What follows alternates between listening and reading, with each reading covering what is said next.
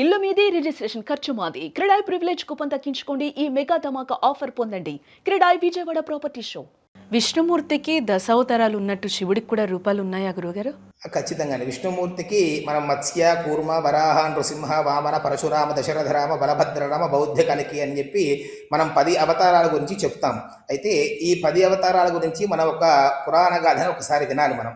ఎందుకనంటే పార్వతీ పరమేశ్వరుడు, నేను ఇందాక ప్రారంభంలో చెప్పినట్లుగా జగతః పితరౌ వందే పార్వతీ పరమేశ్వరుడు, జగత్తు మొత్తానికి కూడా తల్లిదండ్రులుగా ఆది దంపతులుగా ఉన్నటువంటి వారు పార్వతీ పరమేశ్వరుడు అని చెప్పాను. అటువంటి పార్వతీదేవి యొక్క స్వరూపాలలో ఒకటైనటువంటి లలితాదేవి స్వరూపం ఒకటి ఏర్పడి ఉన్నది. ఆ లలితాదేవికి విశేషంగా మనం చేసేటువంటి సహస్రనామార్చనలో కరాంగులి నఖోత్పన్న నారాయణ దశాకృతి అనేటువంటి ఒక నామం అనేటువంటిది ఉంటుంది. ఆ నామాన్ని మనం కనుక గమనించినట్లయితే కరములు అంటే చేతులు, అంగుళికములు అంటే వేళ్ళు, నఖములు అంటే గోళ్ళు. అమ్మవారి యొక్క చేతి వేళ్ల గోళ్ళ స్పర్శ ద్వారా శ్రీమన్నారాయణుడి యొక్క దశావతారాలన్నీ కూడా ఆవిర్భావం చెందినాయి అని చెప్పి మనకి లలితా సహస్రనామంలో తెలియపరుస్తూ ఉన్నది. మరి శ్రీ మహావిష్ణువుకి దశావతారాలు ఉన్నప్పుడు పరమశివుడికి ఎన్ని రూపాలు ఉన్నాయి అంటే 25 లీలావతారములు అంటారు. అంటే 25 లీలా స్వరూపాలు మనకి ఉన్నాయి. ఉమయా సహితం చైవ సుఖాసీనం తథైవ చ కళ్యాణ సుందరం చైవ చంద్రశేఖరమేవ చ గంగాధరం చ పంచైతే సృష్టి రూపా ప్రకీర్తిత. ఇట్లా 25 రూపాలు లీలావతారాలు పరమశివుడికి ఏర్పడి ఉన్నాయి. అంటే ఒక్కొక్క సందర్భంలో ఒక్కొక్క రూపంలో స్వామి ఆవిర్భావం చెందుతాడు. అందరికీ తెలిసినటువంటి విషయం ఏమిటంటే శివుడు అంటే లింగాకారంలో మాత్రమే ఉంటాడు అనేటువంటి విషయాన్ని తెలుసుకుంటూ ఉంటారు అందరూ. కానీ శివుడిలో 25 లీలావతారం 25 రకాలైనటువంటి రూపాలు ఉన్నాయి. అవి ఏమిటి అంటే ఉమయా సహితమూర్తి, సోమాస్కందమూర్తి. మరి ఈ సోమాస్కందమూర్తిని మనం శ్రీశైలంలో వెళ్ళి మల్లికార్జున స్వామిని దర్శనం చేస్తాం. కానీ శ్రీశైలం వెళ్ళినప్పుడు మొట్టమొదటిగా మనకి ఒక స్టాచ్యూ కనిపిస్తుంది. అది ఏమిటి అంటే శివుడు, పార్వతీ అమ్మవారు, మధ్యలో కుమారస్వామి అంటే సుబ్రహ్మణ్యేశ్వర స్వామి కూర్చుని ఉంటాడు.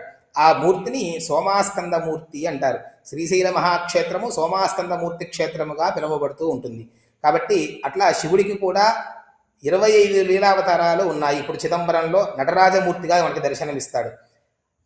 అరుణాచలంలో మధురై క్షేత్రంలో మీనాక్షి సుందరేశ్వరుడు, కళ్యాణం కావాలి అనుకునేటువంటి వారికి ప్రత్యేకంగా చెప్పబడేటువంటి క్షేత్రం ఏదన్నా ఉన్నది అంటే మధురై క్షేత్రం, మీనాక్షి సుందరేశ్వర స్వామి. అక్కడ కళ్యాణ సుందరమూర్తిగా స్వామి దర్శనమిస్తాడు. అట్లా 25 రూపాలు లీలావతారాలు పరమశివుడికి ఏర్పడి ఉన్నాయి. కాబట్టి ఆ చరిత్ర మనం ఒక్కొక్క అవతారము ఆవిర్భావం చెందింది అంటే ఆ ఆవిర్భావం చెందినటువంటి రూపం వెనకాల ఒక చరిత్ర ఖచ్చితంగా ఉంటుంది.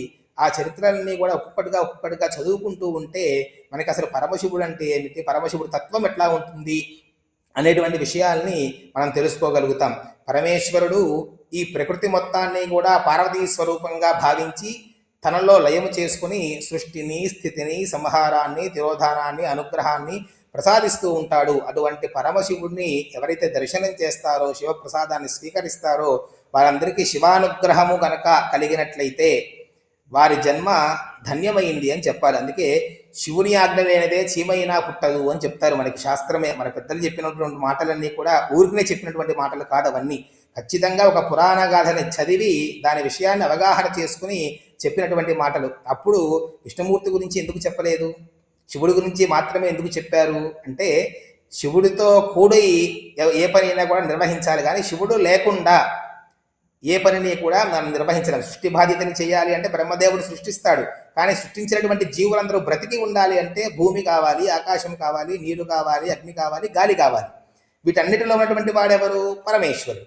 కాబట్టి మనకి ఉదాహరణ పంచభూతలింగములుగా కూడా మనం కొలుస్తూ ఉంటాం. అటువంటి పంచభూతములలో ఏర్పడి ఉన్నటువంటి ప్రకృతి తత్వము అమ్మవారు, ఆ పంచభూతములలో ఉన్నటువంటి వాడు ఈశ్వరుడు. కాబట్టి పార్వతీ పరమేశ్వరుల ఆరాధన అనేటువంటిది చాలా విశేషమైనటువంటిది.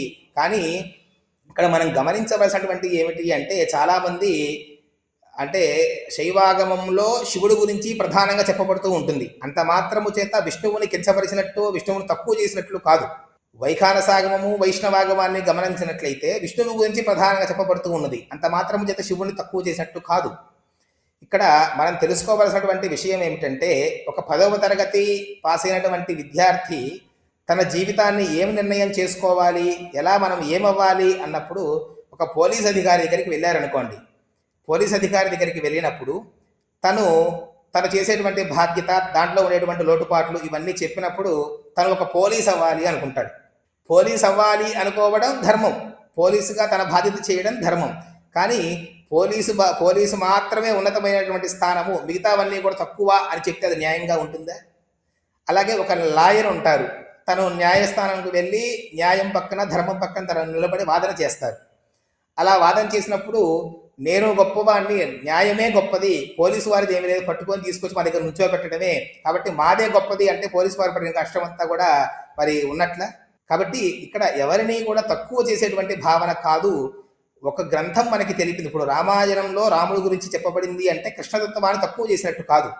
రాముడిలో ఉండేటువంటి నీతిని నువ్వు తెలుసుకుని దాన్ని ఆధారం చేసుకుని నీ జీవితాన్ని ఎలా నువ్వు సాఫల్యం చేసుకోగలుగుతావు. అలాగే కృష్ణతత్వాన్ని చదివి కృష్ణుడి యొక్క లీలలు ఎలా ఉన్నాయి, ఆ లీలల ద్వారా గోపికలందరూ ఎలా ఉద్ధరింపబడ్డారు, ధనుర్మాసంలో గోదాదేవి ఎలా సేవ చేసింది స్వామికి, ఆ సేవ వల్ల నేను ఎలా సేవ చేసుకోగలుగుతాను, నేను ఎంతవరకు చేయగలుగుతాను, ఇట్లా ఇవన్నీ కూడా ఒక మనిషిని ఉద్ధరింపజేపడడం కోసం ఏర్పరిచినటువంటివి, కానీ భేదం చూపించడానికి మాత్రం కాదు. అలా గనక శివకేశవులిద్దరికి గనక భేదం గనక ఏర్పరిచి ఆ భావనతో గనక చూస్తే వారు ఖచ్చితంగా రౌరవాద నరకాలు పొందుతారు అని ఖచ్చితంగా ప్రతి ఆగమంలో ఈ విషయం గురించి ఖచ్చితంగా ఉంటుంది. కాబట్టి ఈ విషయాన్ని గమనించి మనం ఒక ఉద్దేశం, ఒక భగవంతుడు చాలామంది అంటూ ఉంటారు, క్రైస్తవంలో ఒకళ్ళే ఉంటారు, ముస్లింలో ఒకళ్ళే ఉంటారు, హిందువుల్లో ఎంతమంది దేవతలు ఎందుకండి అని అడుగుతూ ఉంటారు. హిందువుల్లో ఇంతమంది దేవతలు ఉన్నా దారి తప్పి వెళ్ళిపోయేటువంటి జనులు వారు ఉన్నటువంటి కలియుగ పరిస్థితి. కానీ ఇంతమంది ఉన్నారు అంటే ఒక్కొక్కళ్ళు ఒక్కొక్క తత్వాన్ని గురించి బోధిస్తూ ఉన్నారు. ఆ తత్వాన్ని గురించి నువ్వు స్వీకరించి దాంట్లో ఉన్నటువంటి గొప్పతనం ఏమిటి, అది ఎందుకు వచ్చింది, ఆ తత్వం వల్ల మనం ఏం ఫలితాన్ని పొందుతాము అనేటువంటి విషయాలు కనుక తెలుసుకొని తన జీవితాన్ని కనుక కొనసాగించుకోగలిగితే అంతటి ఉత్తమమైనటువంటి లక్షణము మానవ జన్మ ఇంకొకటి ఉండదు. ఖచ్చితంగా తరింపజేసేటువంటి లక్షణాలు ఇవన్నీ కూడా. కాబట్టి భేదం అనేటువంటిది చూపించకుండా గ్రంథాన్ని పరిశీలన చేసి దాంట్లో ఉన్నటువంటి తత్వం, శివుడి దగ్గర నుంచి ఏం తత్వం వస్తోంది, విష్ణువు దగ్గర నుంచి ఏం తత్వం ఉన్నది, బ్రహ్మ దగ్గర నుంచి ఏం తత్వం వస్తోంది, అమ్మవారి దగ్గర నుంచి ఏం తత్వం వస్తోంది, ఇట్లా మనం కొన్ని ఉదాహరణలు చూస్తే అసలు నమో నారాయణాయ అనేటువంటి మంత్రం అంటారా, ఓం నమో నారాయణాయ అనేటువంటి అక్షరం అంటారా? ఓం నమో నారాయణాయ అని పిలుస్తారు. ఆ ఓం అనేటువంటి శబ్దం ఎక్కడి నుంచి వచ్చింది? శివుడి యొక్క డమరుకం నుంచి ఆ యొక్క నాదం అనేటువంటిది ఉద్భవించింది.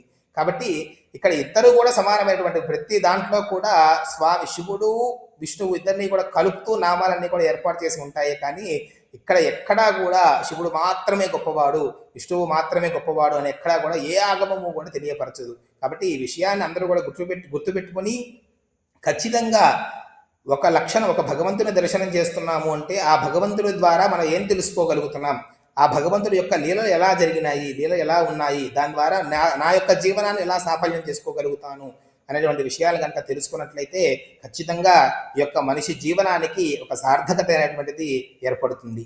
నమస్కారం గురుగారు, ధన్యవాదాలు. నమస్తే.